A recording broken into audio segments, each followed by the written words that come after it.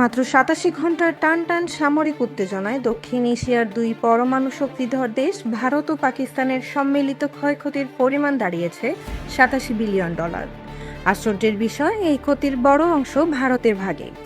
পাকিস্তানের তুলনায় ভারতের আর্থিক ক্ষতি হয়েছে প্রায় ২২ গুণ বেশি।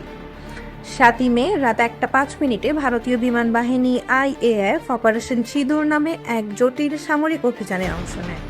মাত্র ২৩ মিনিটের এই অভিযানে পাকিস্তানের ভেতরে ৯টি বেসামরিক লক্ষ্যবস্তুতে আঘাত হানা হয়। ফ্রান্সের দাসো রাফায়েল যুদ্ধ বিমান ব্যবহৃত হয় এই অভিযানে, যা সজ্জিত ছিল স্কাউট ইজি স্টর্ম শ্যাডো দূরপাল্লার ক্রুজ ক্ষেপণাস্ত্র এবং AASM হ্যামার প্রিসিশন গ্লাইড বোমা দিয়ে।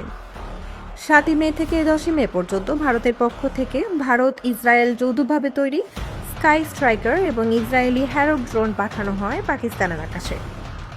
এগুলো শুধু হামলার উদ্দেশ্যে নয়, বরং পাকিস্তানের রাডার এবং ভূমি থেকে আকাশে ক্ষেপণাস্ত্র প্রতিক্রিয়ার মাধ্যমে দেশটির প্রতিরক্ষা ব্যবস্থার দুর্বলতা চিহ্নিত করতে ব্যবহৃত হয়।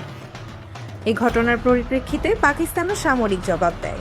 ৭ থেকে ১০ই মে পর্যন্ত 10টি বিমানবন্দর, সেনাবাহিনী ও ক্ষেপণাস্ত্র ইউনিট সক্রিয়ভাবে পাল্টা ব্যবস্থা গ্রহণ করে।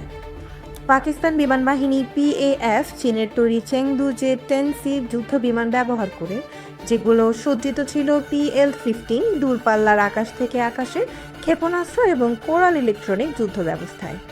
এই সংক্ষিপ্ত সময়ের সংঘাত দেখিয়েছে কত দ্রুত এবং ধ্বংসাত্মকভাবে আধুনিক প্রযুক্তির সামরিক বাহিনী একে অপরকে চাপে ফেলতে সক্ষম। তবে এই উচ্চমূল্যের দ্বন্দ্ব শেষ পর্যন্ত কূটনৈতিক সমঝোতায় না পৌঁছানো পর্যন্ত উদ্বেগ থেকেই যাবে।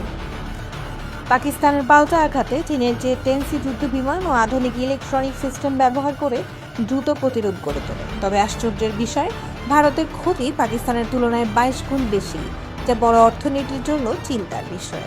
এই সংঘাত আঞ্চলিক নিরাপত্তা ও অর্থনৈতিক স্থিতিশীলতার জন্য একটি সতর্ক সংকেত, যেখানে শান্তিপূর্ণ কূটনীতির বিকল্প নেই। কাজী Masia, desk report, insight TV.